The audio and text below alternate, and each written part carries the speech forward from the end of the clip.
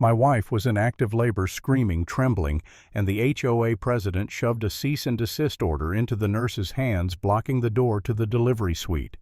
"This room is operating in violation of Oakmere's community boundary," she said, calm as ice, while my wife was bleeding. That was the moment I realized power in the wrong hands can kill. "My name's Dr. Ken Merck. I'm chief of obstetrics at Aldwin Medical Center. I've spent my entire career bringing life into this world safely, carefully, methodically." And that night, the woman standing between my wife and her survival wasn't a doctor, wasn't a lawyer. She was the president of my homeowners association. Rhonda Fellner. The kind of person who thinks laminated badges make them gods. She stood there perfectly pressed, navy slacks clipboard tucked under her arm, quoting municipal codes like scripture, while my wife gasped through contractions. Under Oakmere Code 17.3b, she said this suite is in violation of community zoning. I stared at her stunned. "My wife is in labor. You're blocking a medical room." She didn't blink. "The HOA voted this morning. The decision is final. Leora." My wife was in a wheelchair beside me, gripping her stomach, whispering my name. I could see the contraction monitor lighting up 3 minutes apart. "Rhonda," I said, stepping closer. "That code was nullified when the zoning buffer expired 3 years ago." Her mouth twitched. "Not according to our records." Behind her, a private compliance officer leaned against the wall, arms folded, like we were negotiating a parking violation, not a human life. I wanted to scream, but I didn't. I said it calmly, every syllable measured. That room, suite L12, isn't just a delivery room. It's a high-response maternal unit funded by my family, permitted under emergency use law. The HOA has no jurisdiction. Rhonda just smiled. The filing was never recorded with the assessor's office. Technically, it's still HOA-adjacent land. That makes it our responsibility. Responsibility. That word almost made me laugh, because I knew what responsibility meant. I built that room after my sister Molin bled out during childbirth. I'd come off a night shift, heard the code blue, and ran in too late. There was blood everywhere, and a silence that still echoes in my head. I swore it would never happen again. That's why I fought for grants, designed Suite L12, got it cleared under state emergency protocols. I built it to save lives. And now Rhonda was waving a paper in my face, undoing all of it in seconds. "Callan Leora," whispered, her voice barely audible. "Please." I turned to the nurse. "Get her oxygen. Keep her upright. Keep the drip ready." The hospital's legal director, Kara, stepped in, whispering, "Given the cease and desist, we should move her to another suite." "That room doesn't have the clotting plasma stocked," I snapped.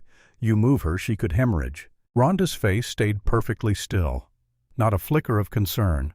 Just a woman drunk on control, watching chaos like it was her morning coffee. They moved Leora anyway. I stood outside Suite L12, the door closing slowly, the sterile light spilling out from underneath like the room itself was watching her leave. By the time Leora was settled in the backup suite, her vitals were rising, her hands shaking.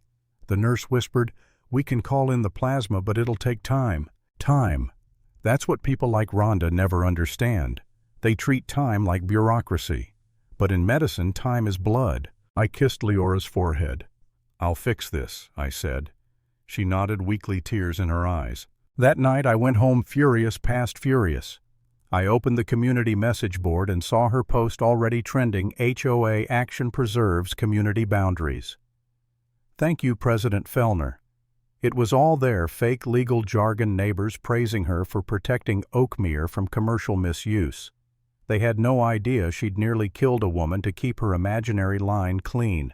For a second I doubted myself. Maybe I'd gone too far. Maybe I was the one pushing against rules that kept order. That's what Rhonda counted on, self-doubt. The poison of every honest person. But then I saw Leora's IV photo glowing on my phone screen. Her hand pale, the oxygen monitor clipped to her finger, and I remembered why I couldn't back down. I'd already lost one sister. I wasn't losing my wife because someone loved bylaws more than people. There was one man who could help me, Darren Tolson, the HOA treasurer. Quiet guy, nervous eyes. The kind of man who followed orders to avoid conflict. But I remembered something. His signature was on the zoning grant from 3 years ago, the one that moved the property line. The next morning I caught him at the mailbox. "Morning," I said. "We need to talk." He froze like a kid caught cheating on a test. "About what?" "You signed the easement reclassification in 2021, I said. "You know Suite L12 isn't HOA property." His face went pale. "Rhonda said the city never filed it." I stepped closer. "You're the treasurer, Darren. You know approval creates intent. It's binding when state funds are dispersed." He looked at me uneasy. "Why are you telling me this?" "Because you're the only one on that board who hasn't lost his spine," I said. He swallowed hard. "She really forced your wife out." "In active labor," I said quietly. "With a clotting disorder." He lowered his head. "She told us it was just a zoning concern. She never said it was a medical emergency." "That's because she lied," I said. "She used you to consolidate power." He didn't answer. I handed him a folder, copies of the grant, the maps, and a photo of Leora after delivery pale and hooked up to IVs. He didn't open it, he just held it like it burned his hands. "I'll think about it," he whispered, and that's when I knew I had him. Days later, Rhonda posted another memo online. Clarification on property protection actions. The woman had a gift for corporate spin. She made it sound like she was saving the community from chaos. The comments were full of praise again.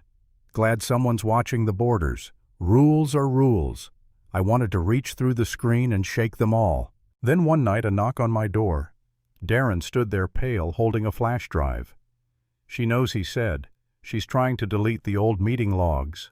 He placed the drive on my table. I backed them up. "It's all there. The 2021 vote, her signature, everything. She voted for the easement change herself." I stared at him. "She voted for it." He nodded. "Back then it made her look good. She used it for re-election. Now she's pretending it never happened." That was the moment the tide shifted. The next morning I reviewed every document. The HOA's own vote approved the zoning change. The state grant acknowledged it. And Rhonda. She'd deliberately withheld filing it with the city to keep control. That's called fraudulent jurisdiction. I wrote my complaint, every detail of that night, every risk she caused, every name that stood by silently.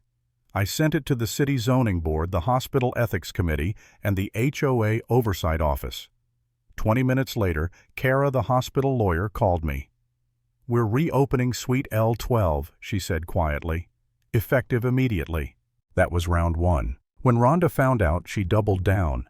She issued a digital conduct violation against me for spreading misinformation about HOA officials. I laughed when I read it, laughed so hard I nearly tore the letter. Even cornered, she thought paperwork could save her. So I found my own loophole. An access clause she'd added 2 years earlier allowed residents in medical disputes to review HOA archives through the public information officer. I called Kelsey, the current officer, a woman I'd helped deliver her daughter years ago. 10 minutes later, she handed me a key card. "You've got 10 minutes, she whispered. Inside the archive room, I found the smoking gun, an email from Rhonda dated 3 weeks after the easement vote. "We'll let the city file their copy. If the hospital wants to use the land, they'll need to play nice." She knew. She knew she had no authority and used it anyway. I copied the email and went home. By the next morning, my post about it had gone viral. Hundreds of comments, screenshots, even a local reporter tagging the story. HOA President Block's hospital suite caught in cover-up. Rhonda's empire of silence was cracking, but she wasn't done. She called for an emergency meeting to retroactively nullify the grant. Darren told me she's rewriting history. If she gets 3 votes, she'll claim the boundary never moved. I smiled. Then we expose her before the vote. That night I printed every email, every timestamp, every map. I barely slept. When morning came, I walked into the Oakmere Community Hall, crowded, buzzing, silent tension everywhere. Rhonda was already behind the podium, her hair pinned tight, her face expressionless. "We'll begin," she said sharply. "Motion 8B, reassert Oakmere jurisdiction over the contested area." She raised her hand. "All in favor." 2 hands went up, hers and 1 loyalist. She turned to Darren. "Treasurer Tolson, we need your vote to reach quorum." Darren didn't move. "No, you don't," he said loud enough for everyone to hear. Because I abstained from this vote in 2021, and I abstain now." The room went dead quiet. I stood up. "I have a statement," I said. Rhonda's voice snapped, "You're out of order." But an older resident, Mr. Halbert, raised his hand. "Let him speak." I stepped to the podium. "My name is Dr. Ken Merck. My wife nearly died last week because this board led by President Fellner blocked access to Suite L12. The justification was a false claim of jurisdiction. And here I said, laying down folders is proof that she knew it. I handed copies to the front row maps, emails Rhonda's signature. These documents show the HOA voted to release control of that property 3 years ago. The president acknowledged it in writing, then suppressed it to maintain authority. No one spoke. You could hear the air conditioning hum. "I'm not here for politics," I said. "I'm here because someone almost died while you were too afraid of a clipboard." Rhonda stood up, voice shaking. "This is a witch hunt." From the back someone called out, "That witch hunt saved a life." It broke her composure. Darren stood holding up his copy. "I was there. I signed these. They're real." More residents rose. Questions flew. Why didn't we know who approved her fines? Why is the HOA running like a private club? Rhonda tried to shout over them, but the room had already turned. The board tabled her motion. She grabbed her binder, stormed out, and for the first time, Oakmere Vale felt free. 2 weeks later, the recall vote took place. The gymnasium was packed rows of neighbors who'd been silent for years. Rhonda arrived late wearing her trademark navy blazer sunglasses perched in her hair like a crown. The ballot was simple. Should President Fellner be removed from office? One by one, people signed, folded their ballots, dropped them in the box. When the count finished, the chairwoman read the result, 148 in favor, 22 against 11 abstaining. Effective immediately, Rhonda Fellner is removed from office. No applause, just breath.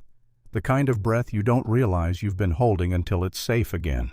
Rhonda stood there for a second, pale but proud. "This community doesn't understand what it's lost," she said quietly. "Order doesn't preserve itself." Then she walked out. No one followed. And just like that, the spell was broken. The HOA began overturning her old citations, rewriting policies, fixing maps she'd falsified. But I didn't stay for that. I didn't need to. I'd done what I came to do. The last time I saw Suite L12 sunlight was spilling across the floor, soft and gold. The plaque above the door had a new line carved into it, in honor of Molin Merck, preserved by the courage of community. I stood there for a long moment, remembering the night Rhonda tried to lock that door, thinking she was protecting order. She never understood order without empathy isn't order. It's tyranny with better stationery. If there's one thing I learned from all this, it's simple. You don't protect people by silencing them. You protect them by standing between them and harm.